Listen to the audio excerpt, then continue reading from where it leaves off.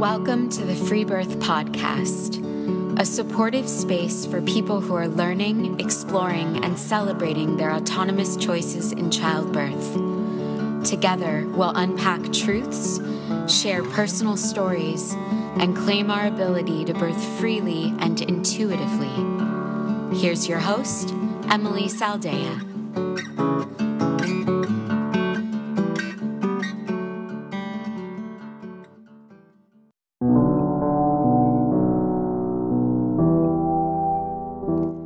Native American, fat, poor, young, premature labor.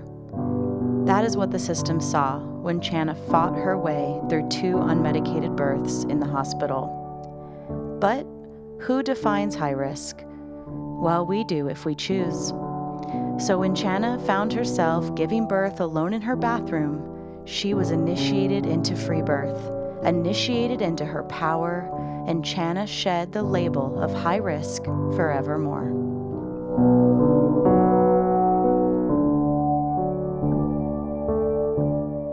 I, with my oldest, was a 19-year-old domestic violence survivor. I was fleeing domestic violence and ended up going into a transitional home up in Montana for young mothering women. And in that time frame, I was on Medicaid, but up in Montana, they allowed birth centers to be included, which was nice because when I was younger, I had read the book, The Red Tent. And that book really, I was 13 when I read it. And it really stuck with me all those years. So I knew that I had power as a woman. I knew birth was so capable. I knew there was a sacredness of it. I knew I wanted a water birth. It was something that was a dream of mine. And that birth center that Medicaid was accepted of did water birth and did all of that. I ended up not having her at the birth center because of some difficulties. I had gone into early labor from dehydration. And I ended up having a really traumatic experience after that. And so it just after having her, I didn't want another hospital birth. When I got pregnant with my second. What week were you when you went into preterm labor? I was 25 weeks. Oh, I had gone to some hot springs. Yeah, I had gone to some hot springs and super dehydrated myself and all the activity that we did. And it triggered my body to go into some preterm labor. And so I was kept on bed rest for the remainder of that pregnancy pretty much. And then when I finally went in and had her, I had her vaginally within 4 hours of my water breaking, my first birth.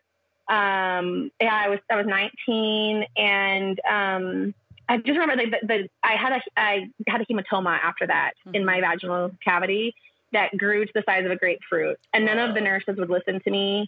None of the staff was listening to me. I'm Native American and white. I'm very white presenting. And so they saw on my chart, Native American, saw me complaining about pain. And I remember hearing one of the nurses out in the hallway say, she's just one of those Native girls that wants drugs. Oh. She's just an Indian that wants things. And and I had just had a non-medicated vaginal birth at 19 years old. And she was saying that out in the hallway. And I mean, I literally at this point, I couldn't stand, I couldn't sit, I couldn't lay down. The pain was so intense and she wasn't listening to me. And finally my grandmother came from she drove 5 hours away. And she came and showed up in the middle of the night and she demanded for the charge nurse to come in and to evaluate me. And then they ended up finding this hematoma that had grown to the size of a grapefruit because they had ignored me. I am so sorry. Then the doctor came in. Wow. Oh, yeah, it was horrible. And it ended up being a teaching hospital, and I didn't know that. And so when they found that, my entire room filled up with about 20 nurses, students, doctors. Yeah, my legs were splayed open. I felt like an animal at the zoo. It was really traumatizing for me. Yeah. It was degrading. It was embarrassing. And I didn't, And then they had taken my child away from me, so I wanted to breastfeed, and that ruined our breastfeeding relationship. I literally for 4 months tried, pumped all the time, had her at the breast all the time and nothing. And it threw me some sort of depression. And so it was just a horrible experience. And Okay, so with my second birth, I knew I wanted to not be in the hospital. Mm-hmm. I knew I wanted a midwife, but unfortunately in Arizona, the Medicaid does not cover birth centers or out of hospital birth at all. So I ended up finding a midwifery practice that's together with the hospital. But they, the hospital allowed you to labor in the water. Like I said, I had dreamed of having this water birth, mm-hmm. and they allowed you to labor in the water. And I went into labor with my second. I was 39 weeks and showed up, and they couldn't get my contractions to come onto their monitors because I had to have her at the hospital. I didn't know that I had the option of having a free birth at that time. I didn't know about it. And I was very uneducated as to that whole area. And so thought that I had to do the hospital birth, and I get there. They said, oh, it's a birthing center in a hospital, so they're way more natural, blah, blah, blah, blah. You know, you can labor in the water and all this stuff. And I get there, and I told them I didn't want to be on the constant monitors. And they were intermittently monitoring me, but kept saying that they couldn't find my contractions. And so they were going to send me home. And I lived an hour away. I lived in the boonies, in the middle of nowhere. And I was like, I'm not going to go home just to turn around or to have a baby in the car. Mm-hmm. And I said, so I want to stay here. And I actually had a friend with me who was a doula, and she knew some reflexology. And so she started to press on a point in my ankle that really picked up my contractions. And then the nurse was like, oh, well, you know what? Let me go ahead and check you one more time before I send you home. And as she checked me, she stripped my membranes without my consent. Wow. And it was the most painful thing ever. And I remember screaming, and I said, that really hurts. And what are you doing? And she's like, oh, you're fine. You're still at 4 centimeters. Well, as soon as she stripped my membranes and took her hand away, my water broke. Yeah, of course. And she broke your water. Yeah. Right. And so I was like, okay. I was like, well, my water is now broken. And so she's like, oh, great. Now they can't send you home. Mm-hmm. And so I was like, okay. I was like, well, I'm obviously having more contractions now. And so they moved me into a private room, and they filled up the birth tub. And not even a half an hour later, I was telling her that baby was crowning as I was in the tub. Oh my God. And it was they had done a shift change. So it was a different nurse. And the nurse tried telling me, oh, they just barely got you in here. You've barely been in the water. There's no way you've gone from a 4 to crowning in a half an hour time period. It blows my mind, because that is not a unique occurrence. Why is the staff who literally sees, to some degree, a lot of variation, in terms of time frames, especially with a second time mom. But I hear this story all the time. Why would they possibly doubt you? Ugh. And why would I not know my own body? I just don't get that. I'm telling you that I'm feeling her crown. I'm feeling her crown. Right. And so, yeah, she was laughing at me, and she went into the hallway, laughing, and she's like, I could hear her talking to the nurse. There's no way she's already fully crowning, but I need to find her midwife. Fortunately, the midwife that I had, though she was a CNM, she was very old school. She was an older midwife. She had initially, I think, come in through being grandmothered in, and then went to get her master's degree further. And so it was she was more laid back. When she heard the nurse say, well, there's no way that she could be crowning already, my midwife told her, no, she knows her body. And if she says that she's crowning, then she's crowning. And no more than I mind you, I remember I was in the birth tub at this time. And so when they came in, they told me, now, if you're crowning, you can't be in the tub to birth. Of course. So, yeah, so I literally had my baby crowning coming out, and they made me get my ass out of the tub and waddle over to the bed. And I literally got up on the bed. My midwife walked in the door, and she was born. And she was sunny side up. And when she came out, like her whole face was just completely bruised, was just like her eyes were like bloodshot for weeks. It was just terrible. Yeah, and I just was really let down again. Yeah. And then that midwife actually ended up breaking her clavicle in a horse accident, so she retired. Whoa. Yeah, and so when I went and had my third child, I had to find a different practice altogether. And I ended up, I was again on the Medicaid and not really in a financial situation to pay for a midwife. And so I found another practice who worked with the same hospital, but they claimed to be, super allowing you to, again, like to birth in the water. This time, not actually just labor, but to actually birth. But that was a miscommunication, I suppose, because that's not how it was. And when I went into their practice, they were very adamant about me getting the gestational diabetes testing, even though I had no prior gestational diabetes. I wanted to do the alternative test, and the midwife told me that there was no alternative, and that if I refused to do that test, then that they were going to have to drop my care. Wow. And I said, that's okay. I said, that you can go ahead and drop my care. I'm not going to do that.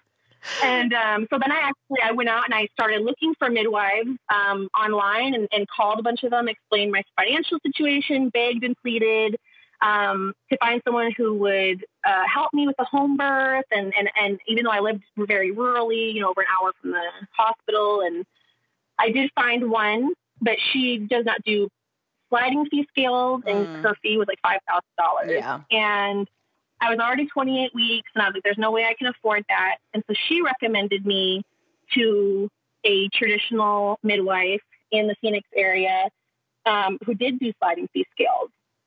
And I literally no more than just called her, and there was an immediate connection that I had with her on the phone. And she was just amazing. She came from a generational line of midwives. So her mother was a midwife, her mother's mother was a midwife, and she just had that knowledge there. She had that care. She wasn't, I didn't feel like she was in it for, the ego necessarily. She was in it for women, to help women and to have the birth experience that they wanted, no matter their financial situation. And, she lived over an hour away from me, but she still, planned to come with me. And just our prenatal visits were an hour long, not 15 minutes. It was completely like night and day difference in the care. And she helped me, like she would teach me how to belly map, like where a baby was. I mean, she was just awesome. I can't rave about her enough. And so with my third, we ended up, because I had gone to her, I had found her after 28 weeks. And so my initial ultrasound dates that I had done, I thought that I was 2 weeks more ahead than what they said. They said that I was 2 weeks less. And when my baby was born, my midwife confirmed that I was probably right. And so what happened with that is, I called her at 4:00 in the morning when my water broke, and she showed up at 5:20, and I had already had the baby at 5. Oh my God. So she kind of coached me on the phone. Because when I had my water broke, and my husband, he's from Mexico, he's very traditional, and my house, I had dirty dishes. And so he was freaking out that I had these dirty dishes in my sink. And he's like, we have to go to the hospital. Let's just go to the hospital because you can't have your midwife here and see these dishes. What? And I'm like, you're like, great, yes. Get to it, bud. Right? I know. I was like, you can wash them. And I was like, well, go get my friend, because I had a friend that wanted to witness a vaginal birth. And my friend lived like 10 minutes away. So I was like, why don't you go get her, come and bring her over here. She can help with whatever needs to be helped with, and you can get yourself out of here and stop worrying me. And so he did that. And in that 10 minutes that he was gone, I was in the shower, and I got out of the shower, and he was not even gone 10 minutes, and that's when I had the baby. Oh my God. I had called my midwife. Were you scared at all because you had intended to have assistance and then you didn't? I was, and that's also a great question, because I was, yes. And when he left, and then there I was alone, I had only my oldest child, who was 5 at the time. She was home with me. He took our second child. And, when he left, I started to panic because I was like, I could feel that she was descending, like he was descending. And, I was like, oh my God, what do I do? What do I do? So I called my midwife, and she was still about 20 minutes out. And she just kind of told me, she's like, well, you know, you only know what you want to do. And if you want to have the baby, you know, at home, then you can stay there. You can do this. You're perfectly capable. And I was like, well, what? Oh my gosh, should I call EMS? I was like, what? Because the baby's going to come and you're not here. And, she was like, well, and we were kind of talking, and she's like, well, just why don't you wait a second? She's like, because the noises that you're making while you're talking to me are noises that baby's coming. Yeah, she's exactly. like, why don't you, she knew even over the phone, you know, like, I mean, she was just great. And so she was like, wait for your next contraction and see what happens, see how you feel. And that next contraction is when my son's head popped out. And I was like, oh my God, I was like, hey. So you were alone with just your midwife on the phone in your bathroom? Yes. Okay. I was in my bathroom. My midwife was on the phone, and my 5-year-old was watching from the hallway. And she was like, and I was like, oh my gosh, like, his head is out. What do I do? Do I pull him? She's like, no, don't pull him. And she's like, just go ahead and just relax. Let your contraction do all the work, and let Sid do the work. And my next contraction that I had, his body ejected, and I remember his cord was wrapped twice, and just instinctively I grabbed him and swooped that cord around and off of him and put him upside down, and he started to breathe and cry, and I was like, oh my God, I have him. And at that same exact moment, my doula that I had hired was knocking on my door. Oh my God. And my daughter let her in, and then it was funny because we actually noticed that at my back door, our cow, Rosita, had gotten out of her corral and was at my back door waiting for the birth of the baby. Oh my God. So it was a pretty extreme experience. It was great. And, my midwife showed up, and my daughter was there, and the placenta came about, after my midwife showed up, so about 30 minutes later. And it was an amazing experience because she was able to show the placenta to my daughter and explain it. And it had some cysts on it, and then it also had some calcification on it. And so she explained that my dates were probably more accurate than the ultrasound dates. And so it was just a really neat experience. And that whole pregnancy, I was really connected to my grandfather. Like, the conception dates were around his birthday, and the due date was around his death date. My son is named after him. His name's Richard. And it was just a really awesome experience. And so I knew that I wanted another home birth. But I knew I have precipitous labors, and I know that I live in the middle of nowhere. Totally. And so when I got pregnant with my fourth, my midwife, we had paid for her, and we were still making payments to her. And I was really nervous to even approach her, knowing that we still had payments to make. And she had no issues. She was like, yeah, let's start your care again. You're pregnant. She's like, do you even want to hire a midwife? Because you're probably going to have another unassisted baby. She's like, you don't have to pay for me to go there and whatever. I really valued her time during my pregnancy, because my husband works about 20 hours a day outside of the house. He's not home 7 days a week. He literally has not had a day off since before 6 months ago, since before Vitalia was born.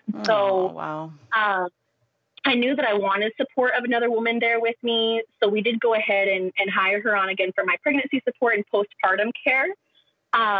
But we planned for an unassisted birth. And it was great because this time my husband was there, and he was taking care of the kids. And it was this experience, to actually plan the unassisted and to be fully aware and listen to my body and not let fear take was really different. And it was awesome. Yeah.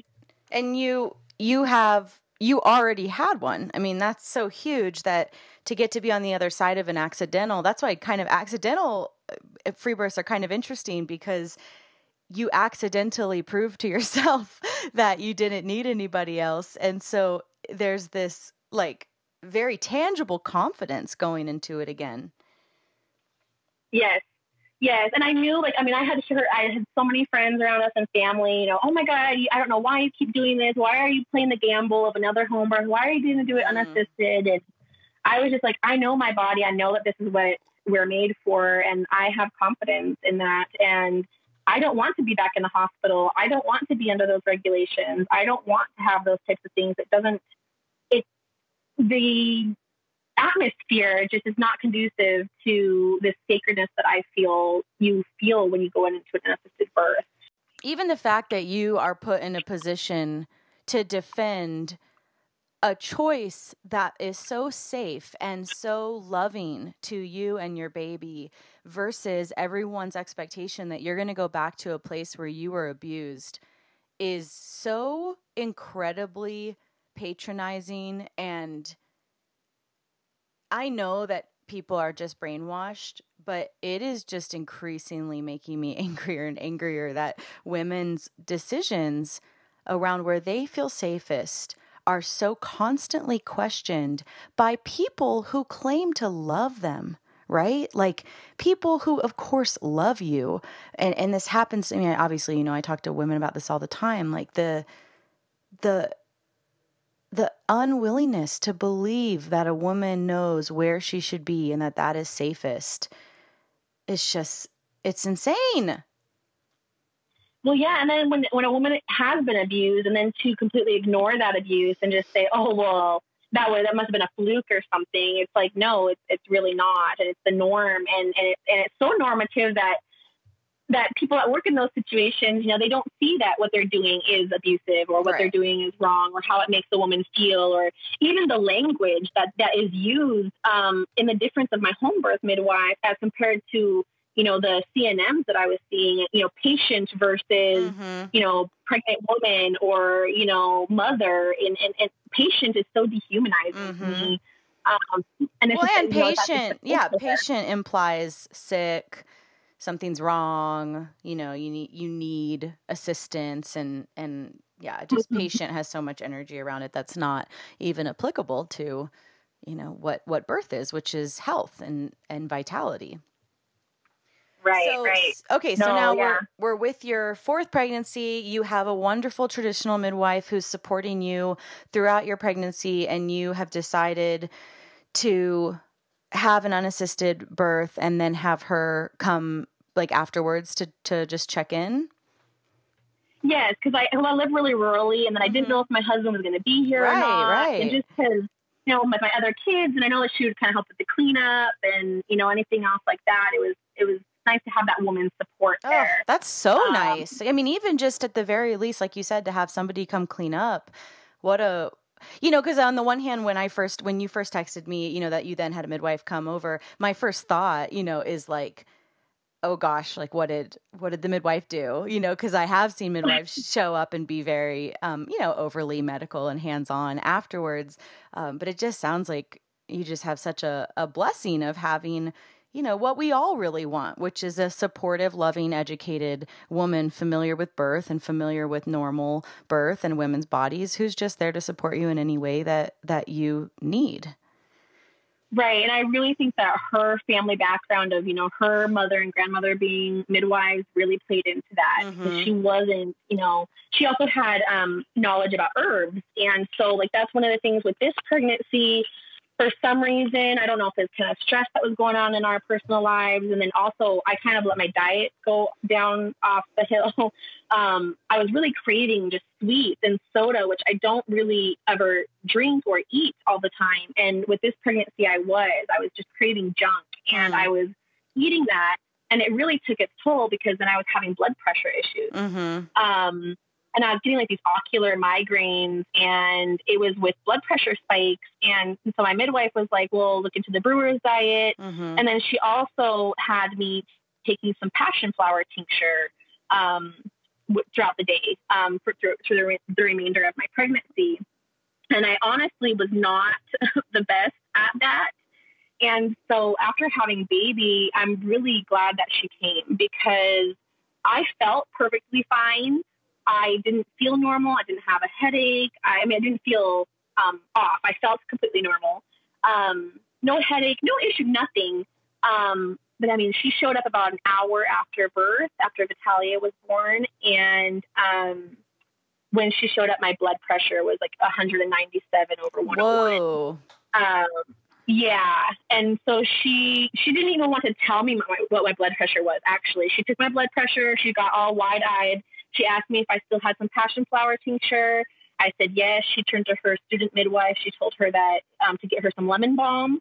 She asked me if she asked me. She didn't tell me, which is another difference in that there. You know, she asked me if she could give it to me. She gave me this lemon balm and passion flower tincture mix. And within 15 minutes, my blood pressure dropped to like 160 something. Wow. And just kept going down and down and down. And so I'm very thankful that she was there afterwards, because I had no idea that my blood pressure was that high. Mm-hmm. I would not have known. And so she came, and she was a great experience. And I'm really thankful to have had her. Well, so tell me about your actual birth. So the actual birth was quite interesting. It was another early morning that I woke up about 4 a.m., just like I had with Richard. And this pregnancy, I was really connected with baby from really early. I was actually feeling her move since before about 9 weeks pregnant. I actually had thought that I was much further along because of that. And then once I realized that, no, my pregnancy is continuing to go and go and go, and I was feeling her at just this insane early stage. And when I was looking for names for her, the name Vitalia kept screaming out to me. And when I looked at that meaning, it meant full of life.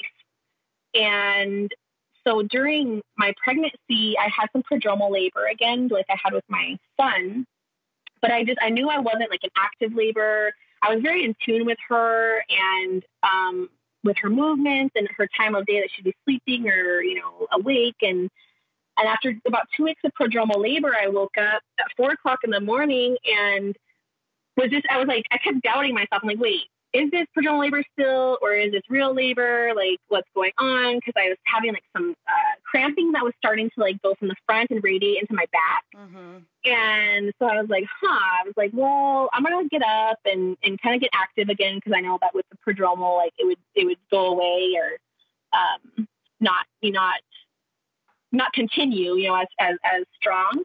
And so I started to kind of get up and clean up around the house, and it was continuing, and it was getting stronger and stronger. So I was like, okay, well, I think I am in labor, and I got myself in the bath and in the water, and was trying to just, control everybody in my household was asleep still.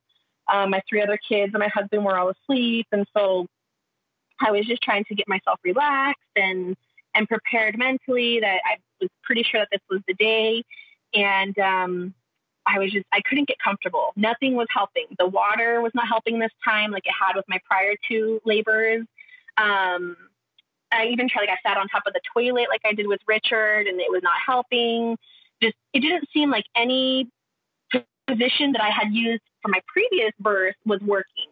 And so then I started to kind of get panicked a little bit, because I'm like, oh my God, can I do this? Can I do this? And here I am alone, and I haven't called anybody, and my midwife is, an hour away. And I kept, I started to doubt myself. Sure. And then I woke up my husband.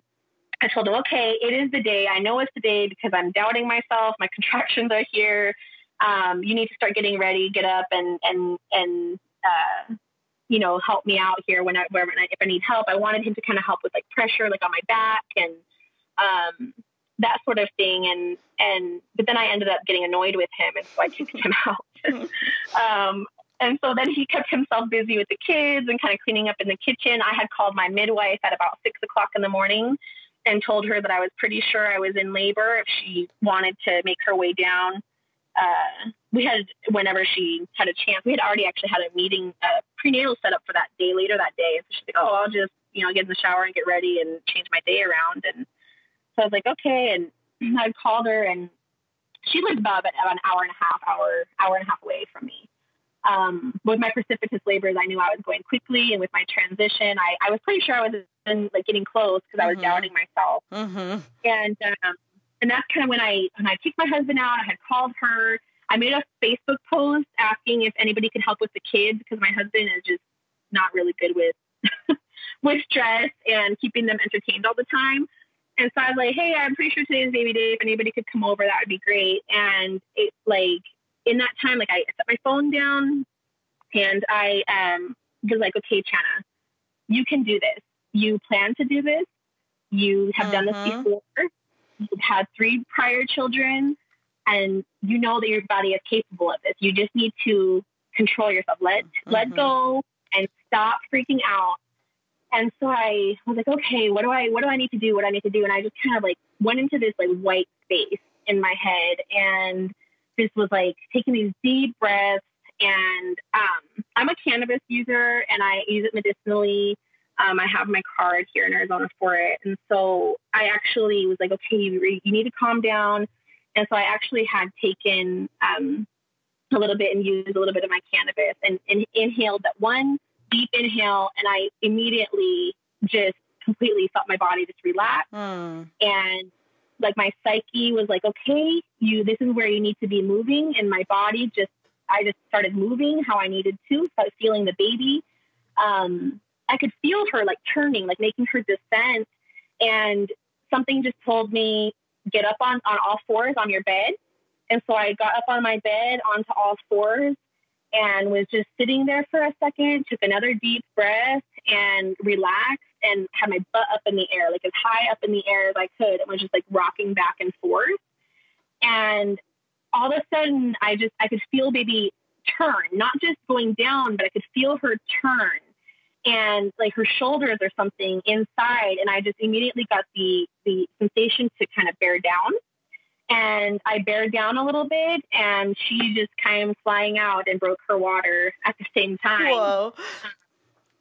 Yeah. And so I was like, oh my God. And I hadn't prepared like my bed. Like I hadn't put any like chuck pads down, nothing. And so like, it was just like all her water was all over my bed. And I just remember cause she came out all at once and I just remember I kicked my leg over and like pulled her between my legs and she had her cord there. And she had some meconium in her waters. So there's some brown and she had like brown like all over her head. And she wasn't like really breathing right away, but I knew that she was okay. Like I knew that she was okay and her color was okay. But she wasn't like, taking those deep breaths and crying and then I was like, well, maybe I need to suck. Something just told me, I don't know. I just instinctively, I guess, because I had seen mothers do it in those videos before where they, they put their mouth to mouth the baby. And I'm like, I would never do that. But in that moment, I did. In that moment, something was like, you need, this needs to happen. And I just went mouth to mouth with her and like mouth over her nose and her mouth and just sucked. And that one suck, like I got some goopiness out and she started to cry and was all great. And it was just amazing. It was amazing. It was the after hour, the afterglow. I didn't move from that spot. I just stayed on my bed. And the placenta came about 20 minutes later. I just put it into a bowl and we just sat there and stayed until my midwife showed up. And it was great. And so it was definitely, it was, it tested me again. That transition definitely gets you doubting, gets you in your head. And I really feel like that's kind of like your rite of passage. Like, you do it, you can get past that. And I like listening to moms who've had multiple births, because I think there's kind of this idea, especially with like first time moms, that this whole death of the maiden, birth of the mother, and going in through that rite of passage somehow ends once you have your first baby. But really, there's a death and a surrender in every single birth, no matter how many children or whatever number you're on. And because you are being reborn as a mother now of 4 children, which is different, and it is a new life, and it is a new part of you that will have to grow and bloom and, move through this threshold. So it's, I've seen videos of women who are on their 6th, 7th, 8th, 9th, and they're still, they'll look into the camera and be like, is there really a baby? And it's so sweet, that we always go to this place of almost like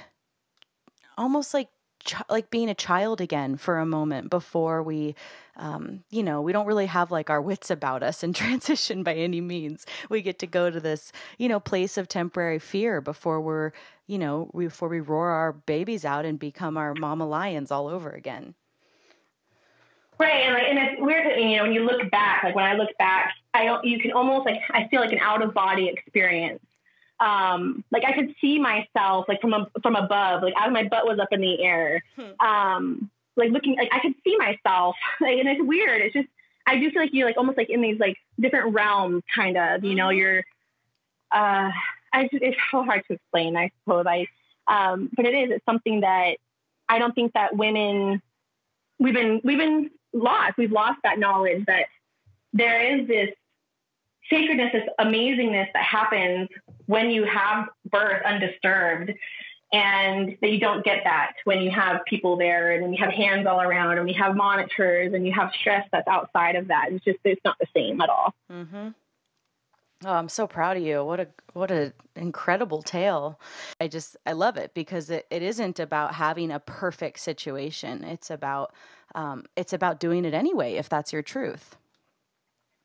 Yes. I definitely, in having the barriers with, being unmedicated, not being able to hire midwives, or being very rurally, and, kind of, you have all that set up, and then you have society telling you, oh, you're not doing it okay, or you're, putting your guys' lives in danger if you do it this, and that way. But really, I know that we're not. Mm-hmm. And statistically, we're not.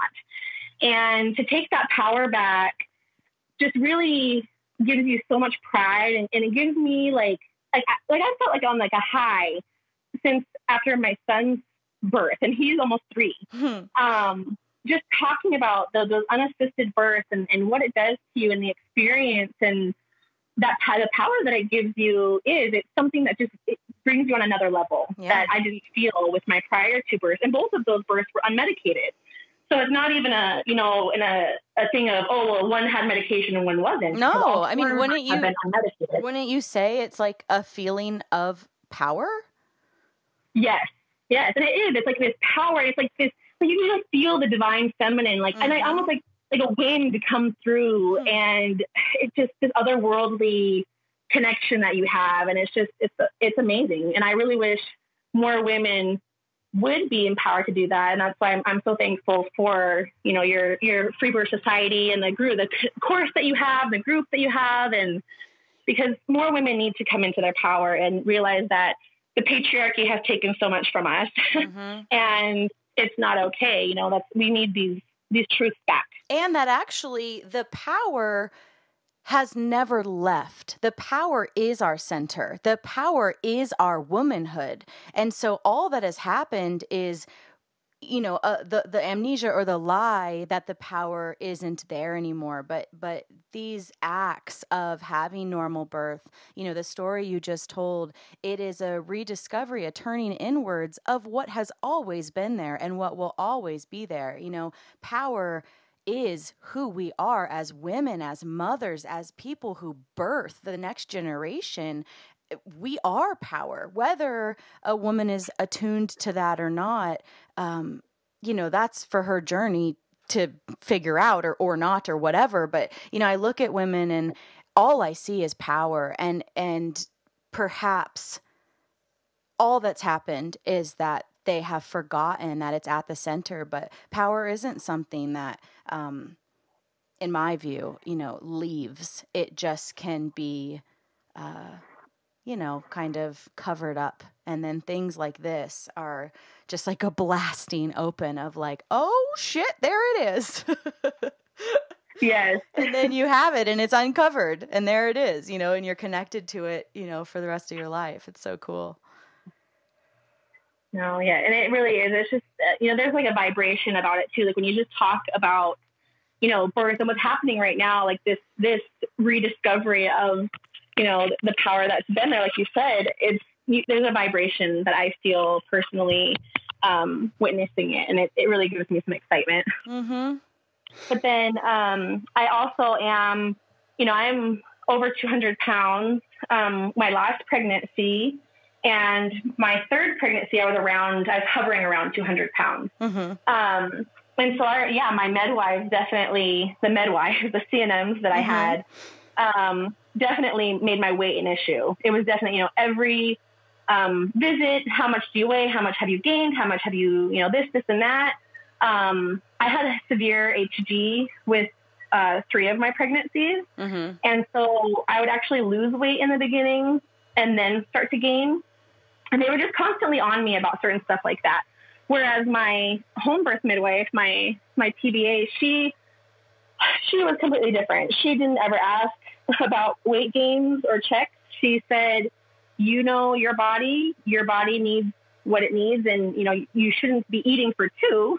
You know, she was like, you only, you know, piece of fruit more, but I was also nursing. So, nursing through the pregnancy. So eating a little bit more than that. And she just, you know, if you know that you're being a little bit active and eating, then your body will gain what it needs to gain appropriately. And she wasn't concerned about it. So, well, and you weren't either. No, I wasn't either. No. And I only gained, you know, I didn't gain very much with my 4th at all, but I knew that my size wasn't going to prevent me from giving birth. Well, and that's the thing, right? Like, this is such a great example of how that does not, to my mind, automatically put someone into high risk at all.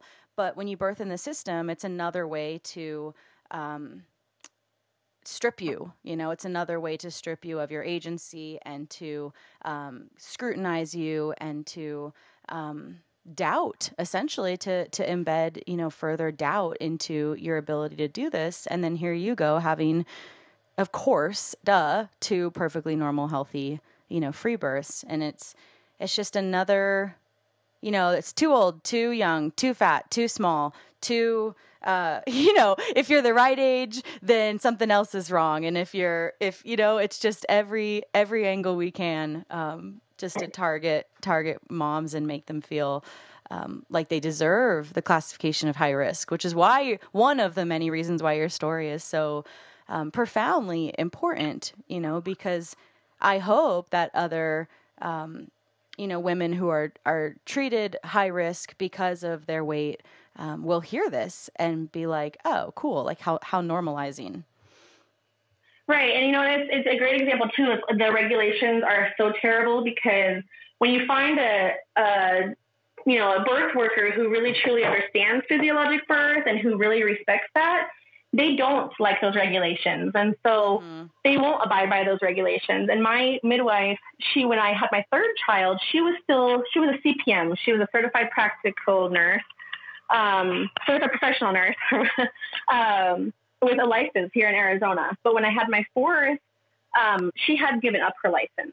She said she would not continue to go with their regulations or be reprimanded for respecting a woman's autonomy. So she was getting in trouble for women turning down GD screenings, for women, you know, turning down STD screenings or other screenings. She was getting in trouble for that and having to go to court. And that's just so ridiculous. And did they do that to, you know, to doctors? Like, right. It's just terrible. And the whole atmosphere around it. So she did. She gave up her license. And that's a great testament to how these regulations are not conducive to physiological birth and women. Well, I'm so proud of you. That's so cool. I hope you ride that high for the rest of your life. For sure. No, I definitely hope to help other women attain that and learn that, or not learn it, but achieve it, to know it, because it's something that has changed me a lot. You know, it's given me power, not just in my birth, but in other aspects of my life, of having more of a voice than I did before. You know, I mentioned that I came from an physically abusive relationship, and it's given me, like, in my current relationship, my husband, you know, is never here. He's a little bit emotionally and financially abusive. He's very machismo.